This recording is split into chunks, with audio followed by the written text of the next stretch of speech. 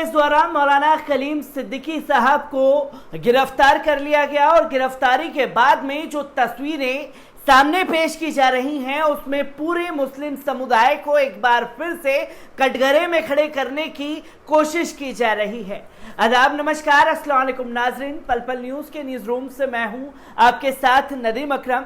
मौलाना कलीम सिद्दीकी की मेरठ से गिरफ्तारी होती है यूपी एटीएस द्वारा और मौलाना कलीम सिद्दीकी के साथ में उनके 5 साथियों को भी गिरफ्तार कर लिया जाता है। और जिस तरीके से पहले रिमांड की मांग की जा रही थी यूपी एटीएस द्वारा, उसे खारिज किया गया और जो 5 लोगों को गिरफ्तार किया गया था उसमें से 2 लोगों को रिहा कर दिया गया है। ये गोदी मीडिया बताने को तैयार नहीं है। एक बड़ी कामयाबी जो है लगातार मिलती हुई मौलाना कलीम सिद्दीकी साहब के केस में दिखती हुई नजर आ रही है। तो इसी के साथ साथ आप देख सकते हैं कि रिलीज मौलाना कलीम सिद्दीकी ट्विटर पर ट्रेंड कर रहा है, जिसे अब तक 1 लाख से ज्यादा लोग ट्वीट कर चुके हैं और सवाल उठा रहे हैं यूपी एटीएस की कार्रवाई पर। और सिर्फ आम जनता ही नहीं, मुस्लिम बुद्धिजीवी और तमाम कार्यकर्ता जो समझ रखते हैं कि क्या चल रहा है, क्या नहीं चल रहा है, किसके तहत किसके इशारे पर कार्रवाई हो रही है, ये तमाम चीजें जो हैं अब देश की जनता बखूबी समझ रही है।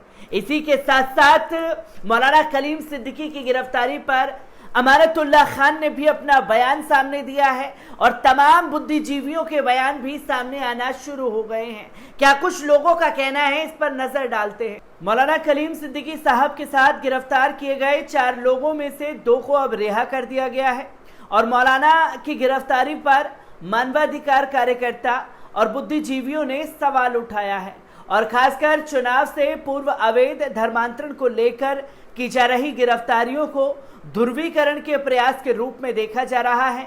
आपको बता दूं कि मौलाना की गिरफ्तारी पर आम आदमी पार्टी के विधायक अमानतुल्लाह खान ने ट्वीट करके मौलाना कलीम सिद्दीकी की गिरफ्तारी का विरोध किया है।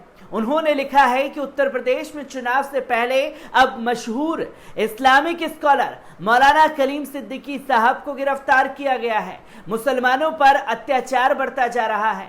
इन मुद्दों पर सेकुलर पार्टियों की खामोशी भाजपा को और मजबूती दे रही है। यूपी चुनाव जीतने के लिए बीजेपी आखिर और कितना गिरेगी? मौलाना कलीम सिद्दीकी को लेकर अमानतुल्लाह द्वारा की गई टिप्पणी से यूपी की राजनीति में धर्मनिरपेक्षता का दावा करने वाली राजनीतिक पार्टियों को पूरी तरह सांप सूंघ गया है। आज जरूरत इस बात की है कि धर्मनिरपेक्षता का दावा करने वाले राजनीतिक दलों को सरकारों के गलत काम का विरोध करना चाहिए, अन्यथा सरकारें निरंकुश हो जाएंगी और इसका खामियाजा धर्मनिरपेक्षता का दावा करने वाले राजनीतिक दलों को भी भुगतना पड़ेगा। इस्लामिक विद्वान मौलाना कलीम सिद्दीकी को यूपी की एटीएस ने मेरठ से मंगलवार शाम को उठाया था। मेरठ के लिसाडी गेट थाने के अंतर्गत मौलाना कलीम सिद्दीकी एक कार्यक्रम में शामिल होने गए थे। उसी समय यूपी एटीएस ने मौलाना कलीम सिद्दीकी को उठा लिया। इसके बाद वे मौलाना कलीम सिद्दीकी को मेरठ लेकर पहुंचे और लखनऊ में एटीएस ने मौलाना से पूछताछ की, जिसके बाद यूपी एटीएस ने मौलाना कलीम सिद्दीकी के खिलाफ देशव्यापी अवैध धर्मांतरण सिंडिकेट चलाने वाले उसके लिए हवाला के जरिए विदेशी फंडिंग जुटाने के मामले में मुकदमा भी दर्ज कर लिया। मौलाना कलीम सिद्दीकी की एटीएस द्वारा गिरफ्तारी के बाद यूपी के एडीजी कानून एवं व्यवस्था प्रशांत कुमार ने स्वीकार किया कि उन्होंने मौलाना कलीम सिद्दीकी के ऊपर अवैध धर्मांतरण का देशव्यापी सिंडिकेट चलाने का आरोप लगाया है।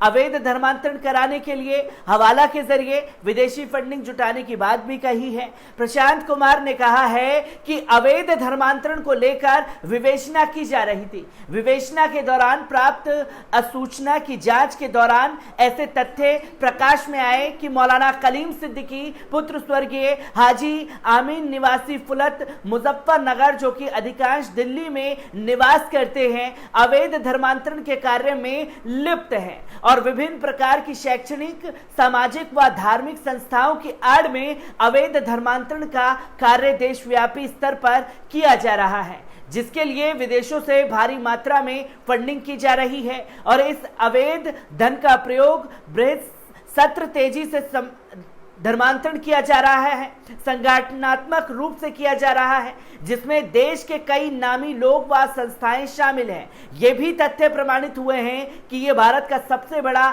धर्मांतरण रैकेट है जो संचालित किया गया था। गैर मुस्लिमों को गुमराह करके, उन्हें लालच दे करके दावा के कार्य के लिए तैयार किया जा रहा था। प्रशांत कुमार ने आगे कहा है कि एटीएस उत्तर प्रदेश ने इलेक्ट्रॉनिक व ग्राउंड सर्विस लाइन्स के साथ साथ सूचना तंत्र सक्रिय अनुसूचना को पृष्ठ किया था। ये तथ्य प्रकाश में आए हैं कि मौलाना कलीम सिद्दीकी पुत्र स्वर्गीय नाम व्यक्ति जो कि जामिया इमाम वलीउल्लाह नामक एक ट्रस्ट भी संचालित करते हैं, देश भर में सामाजिक सौहार्द के कार्यक्रम की आड़ में भिन्न भिन्न प्रकार के लालच देकर अवैध धर्मांतरण कराते हैं। ये भी तथ्य प्रकाश में आए कि कलीम सिद्दीकी अपना ट्रस्ट संचालित करने के अलावा तमाम मदरसों की फंडिंग भी करते हैं, जिसके लिए मौलाना कलीम को विदेशों से भारी धनराशि हवाला व अन्य अवैध माध्यमों से भेजी जाती है। मौलाना इन मदरसों की आड़ में पैगामे इंसानियत के संदेश देने के बहाने लोगों को जन्नत और जहन्नुम जैसी बातों का लालच भी देते हैं, इस्लाम स्वीकार के लिए प्रेरित करता है और बाद में इन लोगों को प्रशिक्षित कर अन्य लोगों का धर्मांतरण कराने हेतु प्रेरित करता है। यूपी एटीएस के मुताबिक मौलाना कलीम सिद्दीकी द्वारा धर्मांतरण के लिए उनका खुद का लिखा हुआ साहित्य जो प्रिंट और ऑनलाइन दोनों रूपों में उपलब्ध है, उसमें कहा गया है कि यह साहित्य दावा करता है कि निःशुल्क उपलब्ध कराया जाता है। मौलाना कलीम लोगों के बीच में इस विश्वास को बढ़ाते हैं कि शरीयत के अनुसार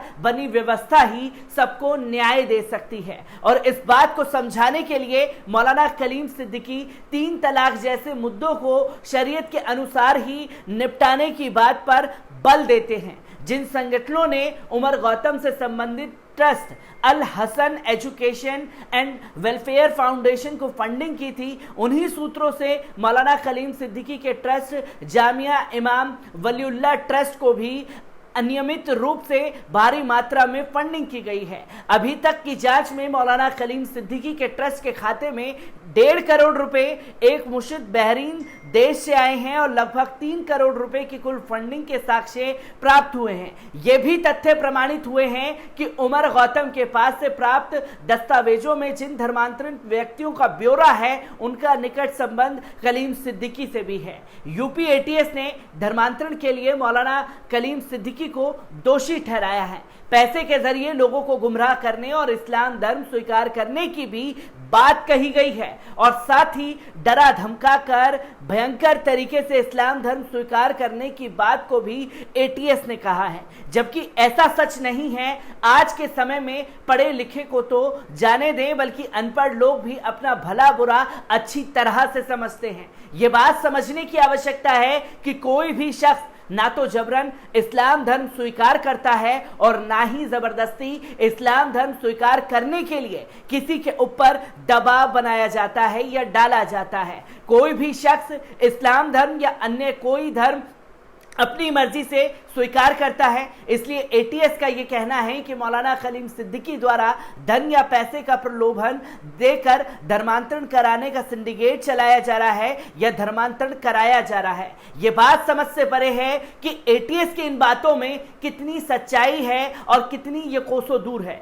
लोग धर्मांतरण तब करते हैं जब लोगों के सामने दिक्कतें पेश आती हैं, उनके धर्म के लोग उनका साथ छोड़ देते हैं या स्वयं को दूसरी आस्था के करीब महसूस करते हैं। ऐसी परिस्थितियों में लोग अपने धर्म को छोड़कर अपने परिवार के साथ दूसरे धर्म में आस्था प्रकट करते हुए धर्म परिवर्तन करते हैं। अपनी आध्यात्मिक आवश्यकताओं की पूर्ति के लिए लोग धर्मांतरण करते हैं। भय से होकर या डर कर कोई धर्मांतरण नहीं करता। धर्मांतरण के बारे में एटीएस की यह थ्योरी कोरी बकवास है। अब यूपी में विधानसभा चुनाव होने में मात्र कुछ महीने बचे हैं, तो इस तरह की धर्मांतरण करने की बात करके हिंदू मतों के ध्रुवीकरण का यह एक सोचा समझा प्रयास है, इसके सिवा कुछ भी नहीं है। यूपी एटीएस ने मौलाना कलीम सिद्दीकी से पूर्व में गिरफ्तार उमर गौतम के संबंध में जोड़ने का प्रयास किया है। कलीम सिद्दीकी के उमर गौतम से संबंध जोड़कर एटीएस अवैध धर्मांतरण को अपनी थ्योरी को मजबूत बनाने का प्रयास कर रही है। आश्चर्यजनक बात यह है कि मौलाना कलीम सिद्दीकी की लिखी पुस्तक में भी एटीएस को अवैध धर्मांतरण दिखाई देता है, जबकि बताया जाता है कि मौलाना कलीम सिद्दीकी की पुस्तकों में इस्लाम धर्म के बारे में लिखा गया है। उन किताबों में कोई देश विरोधी बातें नहीं लिखी गई हैं। एडीजी प्रशांत कुमार ने अवैध धर्मांतरण के बारे में एवं मौलाना कलीम सिद्दीकी की गिरफ्तारी के बाबत प्रेस कॉन्फ्रेंस कर अब तक अवैध धर्मांतरण के मामले में 11 गिरफ्तारी होने का जिक्र किया है, लेकिन मौलाना कलीम सिद्दीकी के साथ उनके ड्राइवर और अन्य 2 लोगों की गिरफ्तारी का कोई जिक्र नहीं किया गया है। ये तो गिरफ्तारी नहीं दिखाई जाना एटीएस पर सवाल खड़े करता है। तो आप देख सकते हैं कि सिर्फ मौलाना कलीम सिद्दीकी के इर्द गिर्द ही यूपी एटीएस का बयान है और जो लोग उनके साथ गिरफ्तार हुए हैं उनका जिक्र तक नहीं किया जा रहा है। और जो 5 लोगों को गिरफ्तार किया गया था उनमें से 2 लोगों को रिहा कर दिया गया है। ये भी न तो गोदी मीडिया बताने को तैयार है और ना ही यूपी एटीएस इसके बारे में बोलने को तैयार है, क्योंकि कोर्ट में सबूत मांगे जा रहे हैं और सबूत जब सामने नहीं हैं तो तमाम सवाल यूपी एटीएस के ऊपर ही खड़े हो रहे हैं कि आखिरकार किसके इशारे पर ये धर्मांतरण का नंगे नाच को लेकर के एक बवाल खड़ा करने की कोशिश की जा रही है। मैं ऐसी ही खबरों से आपको रूबरू कराता रहूंगा। दीजिए इजाजत, शुक्रिया।